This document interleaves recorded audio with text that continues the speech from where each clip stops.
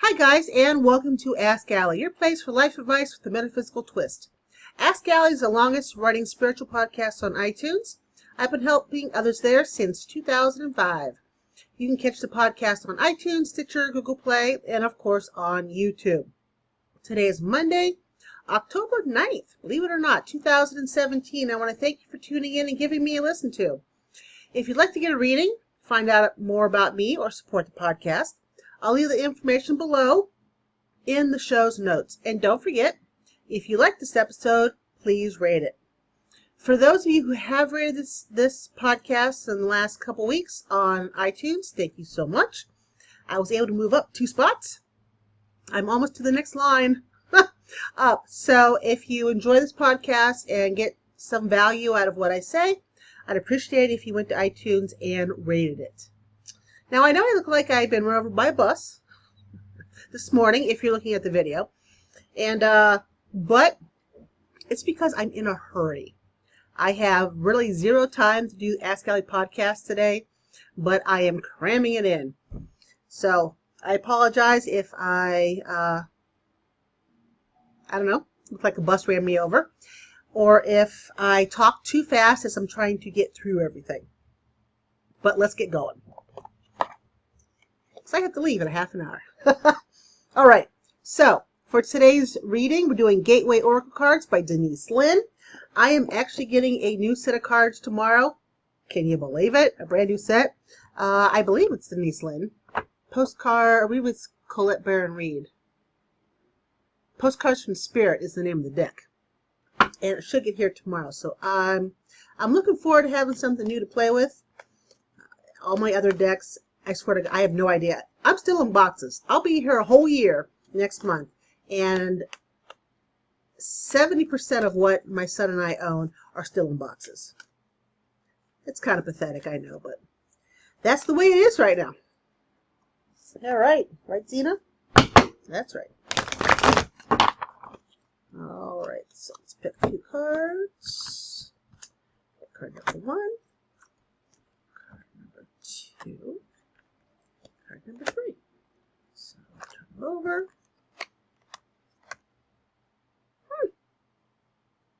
I like it. It makes sense with the energy that's this week. I do Coffee with Allie, which is for with the people that support the podcast at the $25 level and up. And Joshua and Selena just happened to mention that the energy this week, we've seen better. We've seen worse, but we've seen better. It's kind of chaotic trying to push everyone to get to do what they're supposed to be doing. And that part of what they said goes along with today's cards. The first card we have here is Cherishing Self. It is time to pamper yourself this week. The energy of the last few weeks, and this week included, have been kind of edgy. And because of which, a lot of us are tired. We're not eating right. We're not sleeping right. Some people may be working too much. Some people might just be kind of depressed or very anxious because of the energy. You need to pamper yourself. Now, included in this pampering of yourself, it's a good idea for you to figure out, what do you want to do? What is it? We all have something we want to do, but what is it that you want to do? This is a good week to figure that out when you're cherishing yourself. Second card here goes with card number 1. It is launching your journey. So once you figure out what you want to do in life with cherishing yourself, this is the week to take what it is you figured out and move forward. There's no need to wait. Stop waiting. You don't wait till you get more money. Don't wait till you lose weight. Don't wait till you get married. Don't wait till you get divorced. Don't wait till you have a baby. Don't wait till the kids are off into high school. They leave for college. All this waiting is what's causing the chaotic energy. The waiting. So this is the week to launch your journey. Right? Okay. And the last card is Standing Firm. Standing firm, stand your ground. When you launch your journey, because you've cherished yourself, there are going to be people who do not want you to do this. They don't want you to cherish yourself. They don't want you to go and launch your journey. Because launching your journey usually means not having the time or the space for whomever it is around you. And when that happens, that's change. They don't like change. They want you to keep things exactly the way they are. So they're going to bug you. They're going to try to get you to change your mind. You have to stand firm. Stand firm. You're brave. You're strong. It is time for you to move forward. Okay, so to recap. Cherishing yourself. It's a good week for some TLC and figure out what you want to do with your life. Launching your journey. Good time to launch whatever it is you want to this week. And lastly, when people start complaining because you are changing, stand firm. It's that simple. Well, it's not simple, but it just sounds awful simple. People do not like change. Not at all, not at all, not at all. Telling you. Even if it's something for the better for you. It's like I know somebody. They just got done through college. They got a master's degree. And they were over the moon. They got this degree. They worked their butts off. And they got a job teaching in another state. Well, their family was extremely upset because they're going to uproot their family to move. And not everybody in the core of the family, but a few people in the core of the family was having a real difficult time with it. And instead of encouraging, they're being very discouraging. Because the people who are going to be back behind don't like change. They don't want to mess up the status quo. Even though the move and the new job in a different place for the person and their family is a good move. It will benefit the family greatly along with the person, obviously. Because see, people do not like change. Period. Okay, so that was the Oracle card overview for the week of October 9th. Again, guys, remember it is an overview. Not every little single thing is going to pertain to you. All right? If you want a deeper reading, more in-depth reading, my readings start at $25. $25. Which I'm going to say it's pretty inexpensive compared to a lot of people out there who've been doing this for as long as I have. I've been doing this for, oh my God, wait a minute. Yeah, 35 years. 35 years. That is a long time. Of course, I didn't charge back when I was 15. I did it for friends, you know. But still, 35 years. Good God. Good God, Zena. That's right. All right, so moving forward to topic. Topic this week, I want to talk about, are your younger self's big dreams your current reality? Oh my God, I just realized what I did. Where have we seen that before? Slap my hand. I cannot believe I just did that. If I could stop and re-record this, I just might. But I won't. Why did I do that? I think I've done that before. Oh. I apologize. I did the Trump hand move. The Trump hand move. What has happened to me? Let's try it again. Without using my hand, because I talk with my hands. Are your younger self's big dreams your current reality? Okay. I'm asking this question because when we're younger, we tend to dream big. I mean, we do. Because we don't see obstacles. We see something we want, and it's like, we've got to go get it. That's it. That's what I'm going to do in my life, period. Right? But as we age, things get in the way. It could be, well, me being a supermodel and never eating, it's not something I really want to do. So, chuck that dream. Or you get married, or you go off to college and choose a path that somebody else picked for you. But there's usually something that throws a wrench into us dreaming big when we're kids, and as we age, our dreams aren't as big as they were when we were children. And I think that sucks. I'm just going to say it. I think we ought to dream big from beginning to end. There's no reason we can't dream big. There's no reason we can't go after what we want. Of course, if it's feasible. Like right now, an astronaut, I could not become one. I'm too old. I can't even work for the U.S. government because I'm too old. Which, by the way, I think is bullshit. You know, unless I'm an elected official, obviously they're not too old or brain dead. But anyways, what happens? Because eventually, you know, we go on whatever path it is that we're on. Not the one we dreamed of when we were a kid, but we're on a path. And do we ever think back to those memories? I mean, when I was a kid, I wanted my first big memory of wanting to be something was a screenwriter. And that's Harrison Ford's fault. Damn that man. I was 8 years old. And I usually watched Jerry Lewis and Dean Martin on Sundays because we had like 3 channels. And I was flipping through my 3 channels, and there was no Jerry Lewis and Dean Martin. I was pretty upset. It was raining. Remember, it was raining outside, so I couldn't even go out and play. It was a disaster. But I landed on one of the channels. I think it was channel 43, WUAB, I think in Cleveland, channel 43, and I saw a bunch of cool cars. I've always liked cars, but these, you know, the old cars, 50 style cars, and they're just nice. And as an 8-year-old, I'm sitting there, cool, you know, cars. They're pretty, they're shiny, you got lots of colors. And then I saw this god in a cowboy hat. And I thought, oh, who is that? Of course, I knew nothing at 8, especially back in the early 70s. You didn't know, you know, what lust or crushes or anything like that was. I just saw this person, and I'm like, who is he? And I remember yelling at my mom to come in. I'm like, who is this person? Who is this person? She was like, I don't know. I don't know who this person is. I'm going to meet him. I got to meet him someday.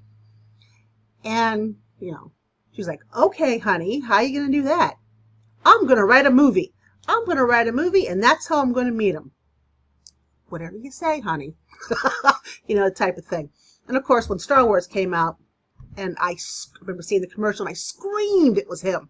Ah, so excited. Anyways. But that screenwriter part is, since I was 8 years old, wanted to write movies. To meet Harrison Ford, and since he is 74 this year, I better get a move on in that department. Should have a reality show, Chasing Harrison Ford. Yeah. Anyways. But that was always on my radar, writing movies. And then, of course, because of Harrison, I went to a lot of Harrison Ford movies. I started falling in love with movies. You know, Star Wars is what got me on the sci-fi track, and then my mom got me into the original Star Trek, and et cetera, et cetera. But writing movies and writing books, because I was an avid reader as a kid. I read every Nancy Drew book that they had out back then. I wanted to write mysteries. I just wanted to write. I wanted to write mysteries. I wanted to write action adventures. I never wanted to write love stories. I'm not a chick flick person, and I'm not a chick flick reader type person either. Unless it's erotica. Then I'll read, and I'll also write. Now, the screenwriting and the book writing are like, I'm doing them both. They're moving forward. They're not moving forward to where I would like them to. But in that lump of things, I also wanted to be in front of the camera. Well, I'm on YouTube, so I am now in front of the camera. And I also wanted to be an archaeologist. Thank you again, Harrison Ford and Raiders of the Lost Ark. I went to college to be an archaeologist. That's what my first major was. However, you know me with names. I can't pronounce the names of the Egyptian anything because I wanted to be an Egyptologist. And I finally dropped out of being an archaeologist because I couldn't pronounce the damn names. But my love for archaeology has never wavered. I would love, love, love to go on a dig. Never been on one.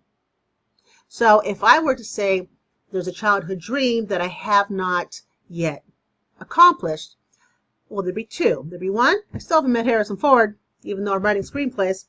And two, archaeology. I'd love to go on a dig. Of course, I'd love to go on a dig with Harrison Ford. Because, come on. That's reliving my teenage self. That'd be awesome. But things get in the way. Things get in the way of what I was doing. Things get in the way of what you're doing between the time you're a kid and now you're an adult. Do you even dream big now? If you dream big back as a kid,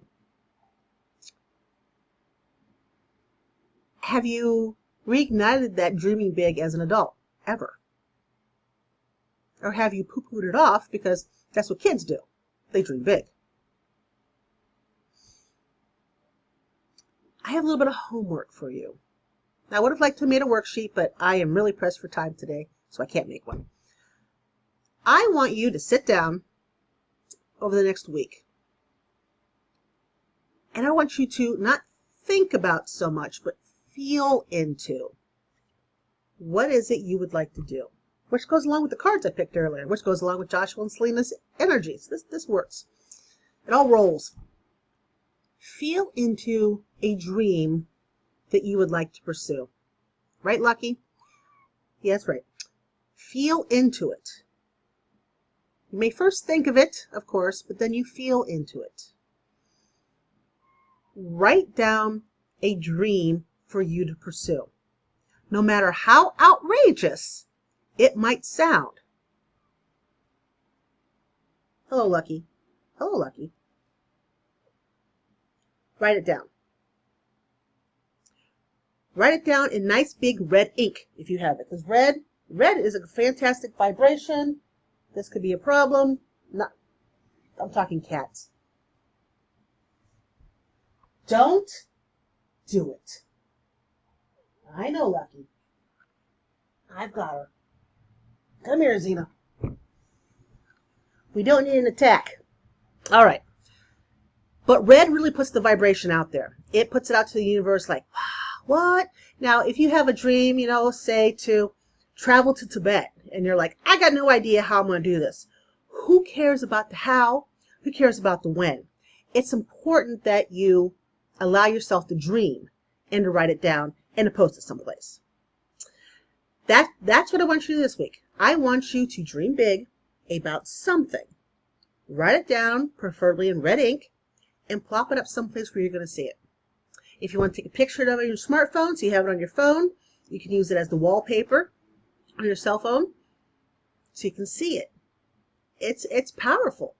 And although you may not get to Tibet, but maybe things will start to unfold where you might not get to Tibet, but what leads you up to go to Tibet will actually take you someplace else where you're supposed to be. Make sense? Uh-oh. That's it. No. You're not going anywhere. Lucky and Xena don't get along. So, yeah. And while you're at it, if you would do this for me this week, I have a survey. It's called Dream Big. It's a 6-question survey, and it's about your childhood dream and if you are pursuing it nowadays. And if not, why? 6-question survey. This is a project about dream big and about people fulfilling their dreams that I'm pretty psyched about. It came out of the blue. I'm rolling with it. And so far, whatever the project I'm going to take out of this, it feels right. Whatever project it is. Because people need good. And that does not mean, guys, that I have forgotten about Soulful Connections, because I made you a promise that I will get that done. And that is first before I pursue my big dream project. So I have to get Soulful Connections done. Okay, so the survey link is in the show's notes. It's a 6-question survey. I don't know who you are. I have no way to connect the answers to you. Please, please, please, please, please, please take the survey. And if you could share it with your social media peeps, I would greatly appreciate it, because the more people who answer the survey, the better picture I can get about dreaming big. All right? Okay. Now, Energy 411. I gotta leave in like 10 minutes. I gotta leave in 10 minutes. I'm not even done with my podcast. Energy 411. I want to talk about oak moss. And I don't have any oak moss with me. It is packed away in a box upstairs. So, oak moss, I love oak moss. A lot of people like to use the essential oil. I like to use the actual herb in either an incense, or I love making it in sachets, or when I do grids on the full moon and the new moon, I like to put oak moss around the stones and the notes that I write for the grids.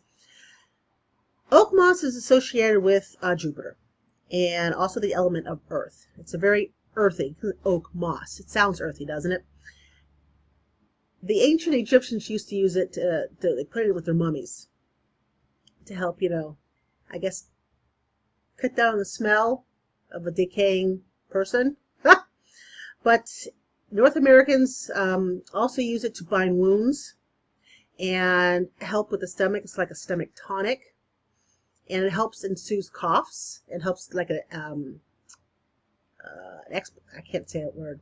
What am I looking for? Expectorant. It's the wrong word, but it gets the cough out. It gets the gook out of your lungs, cough it out. Okay. If you use it to dye things, actually oak moss comes out purple. Go figure on that one. I never would have thought. I would have thought maybe brown, light brown, but no, purple, which is kind of cool. If you use it in a magical sense for a spell, maybe put some oil on a candle, roll the candle through the oak moss, and then light it. It's another way you can use it. I just love this. I love this herb, but I've used it with luck and money and protection and strength. It really works well with money. Works well, works well, works well. Many moons ago, when I used to make sachets and sell them, when I had gypsy advice, oak moss was one of the ingredients in the money sachet. And I swear it never let us down. Oak moss was flippin' awesome. So if you need to increase your income, I suggest you either get the oak moss herb or the oak moss essential oil. I don't know if they make an oak moss incense or not. I just don't know. And add oak moss to whatever money ritual you're trying to do. It will help you tremendously. I can't say it's a fantastic herb. It just is. All right, guys, we are here at the end. Thank God, because I've got to leave. I want to thank you for joining me here at Ask Allie. If you liked this episode, and I hope you did, please rate it and tell your friends. The more people who listen, the more people that can hopefully have their aha moments. Join me on Facebook, Twitter, and Instagram, and you can find the podcast and support the podcast at AskAlliePodcast.com. You guys have yourself an absolutely fabulous week, and I will catch you next Monday. Take care, guys. Love you. Bye-bye.